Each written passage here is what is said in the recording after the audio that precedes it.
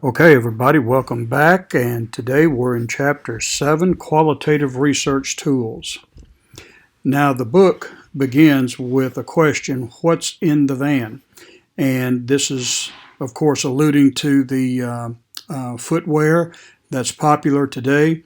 My son went to go buy some Vans, and he asked me to stay outside the store because that was for young, cool people. So, of course, I walked in and I tried on a pair. But this is a fairly popular. I don't know if it's still as popular as it was maybe a year or two ago, but in order for Vans to be popular, they had to do some research. And you see here, it's the skateboard footwear company needed to become a lifestyle company. So I assume that they were first attracting skateboarders, and then they evolved. Now, they had to do, before they evolved, qualitative research. They wanted to know what other segments share cultural meanings and values with skateboard culture. So they used ethnographic research, and we're going to talk about ethnographic. Really, when you're talking about qualitative, you're dealing with experiential type of data, and we're going to get into that in the next several slides. Okay, what is qualitative research? Qualitative research addresses business objectives through techniques that allow the researcher to provide elaborate interpretations of phenomena without depending on numerical measurements. Its focus is on discovering true inner meanings and new insights. So we're not worried about numbers when it comes to qualitative research. What we are looking at is phenomena, lived experiences, and so forth. So that's really what qualitative research is. It is recording data that really recounts experiences that people go through. Researcher dependent. The researcher must extract meaning from unstructured responses, such as text from a recorded interview or a college representing the meaning of some experience. That's collage, representing the meaning of some experience. And what this means is that you have to take all types of responses that come through interviews, and from those, you take a look at similarities. And those similarities in responses from all of these people, you can derive meaning from. And you start to develop classifications of responses. And then you get themes from those responses. And from those themes, you can start to derive conclusions. For instance, my dissertation for my PhD was a phenomenological study, which was a qualitative study. But it was a phenomenological study of indigenous Southern professing Christians who converted to Islam while they were in the late adolescent and young adulthood age stage. And what I had to do to be able to write this dissertation was go and interview all of these individuals who met that criteria. And I went from Mississippi, Tennessee, Alabama, all the way over to almost Virginia, just interviewing people who had converted to Islam during that age period, and those who came from the South. I would take a recorder and I would record all those interviews. And then after the interviews were done, and I had about 8 or 9, I would send it off to a transcription company. And they would turn that audio interview into print form. And then I would take each interview and I would read through it, and I would look at responses and words that would stand out. For instance, if they said, I was disappointed with Christianity, man, that meant something. I would put down disappointed Christianity, or I would put down disappointed with Christianity. And I had several. Now, I would dig, and phenomenological studies will dig further. Well, what do you mean by disappointed, and how did they do that? But anyway, all I would do, and folks, I had spreadsheet after spreadsheet after spreadsheet, looking at all of these responses that stood out. And then I would start putting them together like a collage. I would have maybe disappointed with Christianity, not fulfilling as far as Christianity. Islam offered a more intellectual fulfillment.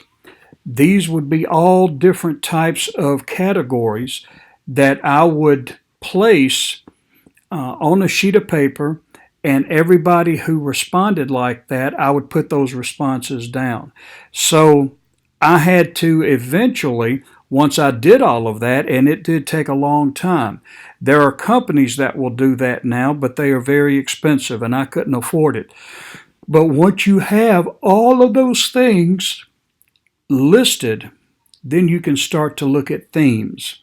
And themes would be maybe Christianity was disappointing.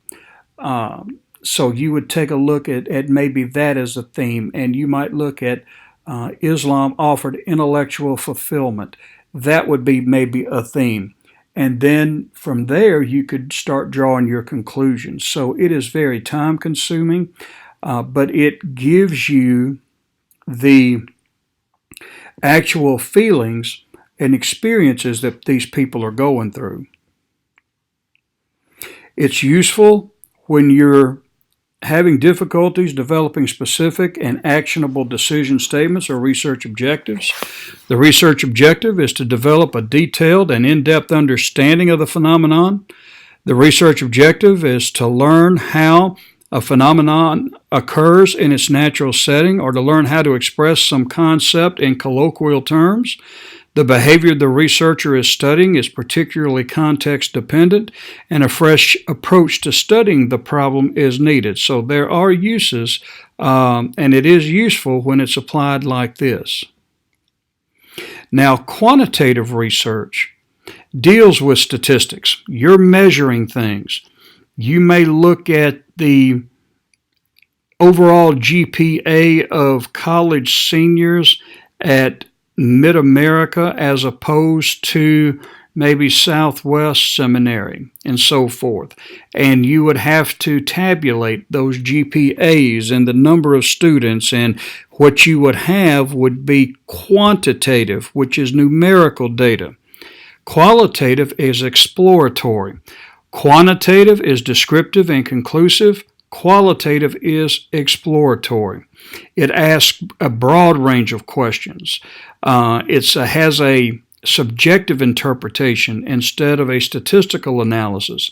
Now, one of the things that is not covered in the slides that you need to understand too, you have to remove yourself from the interview.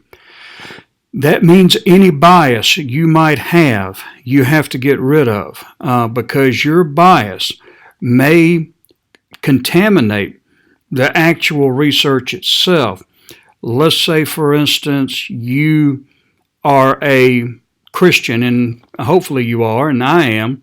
It was very difficult for me to sit there and listen to these Muslims bash Christianity, but I had to maintain a objective, neutral point.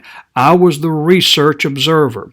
All I did was observe their behaviors and record their responses.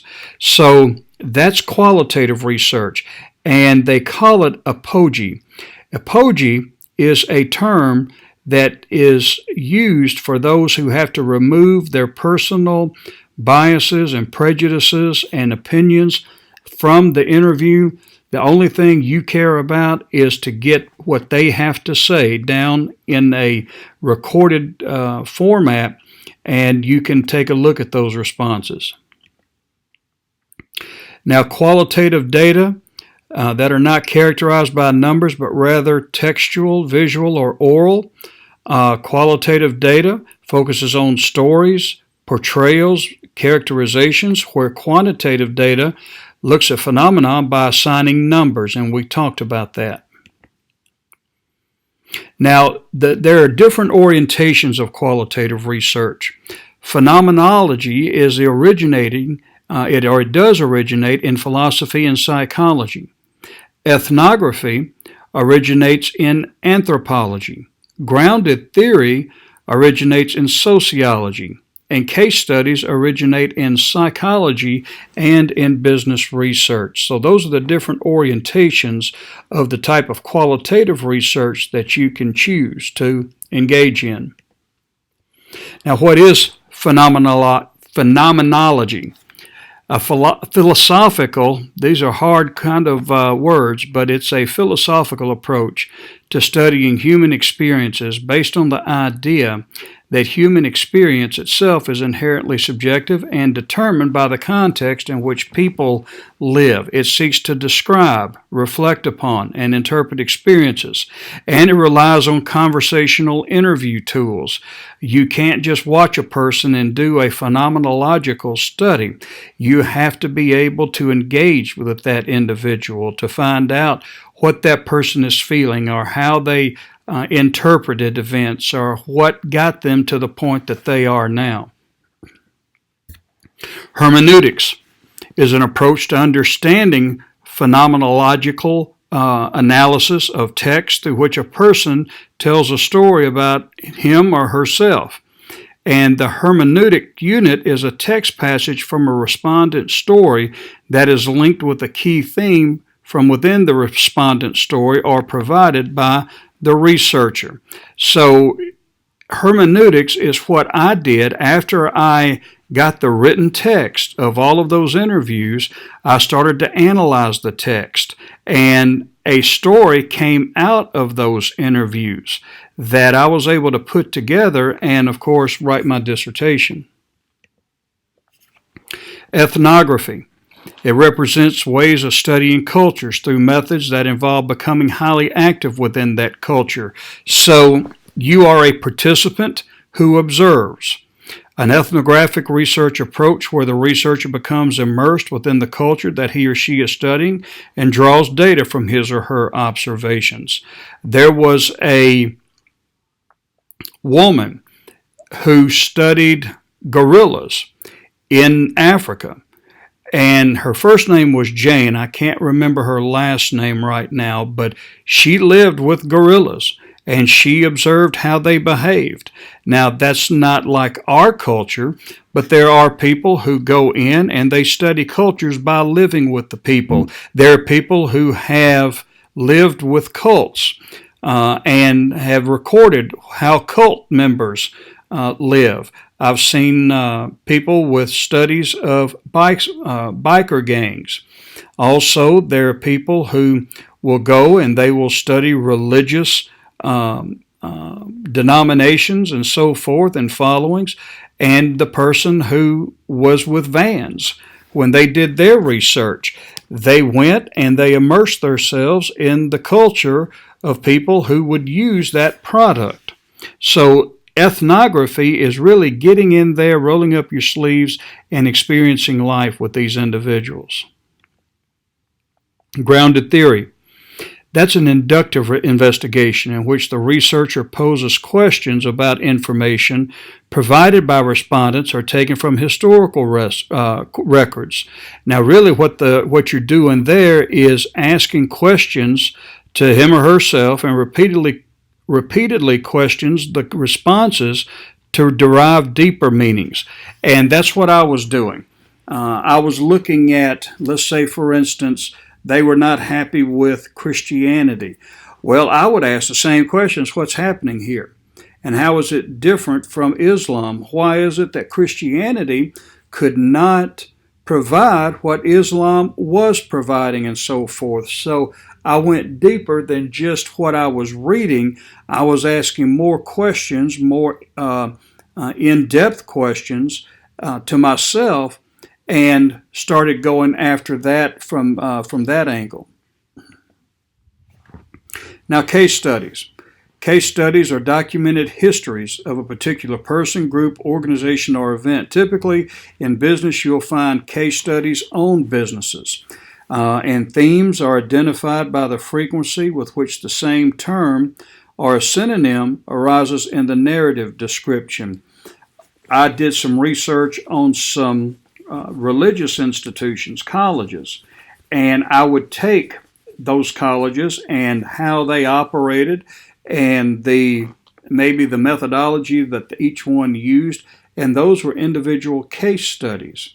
So you have a lot and really a wealth of resources when you want to look at the way people and organizations experience the environment.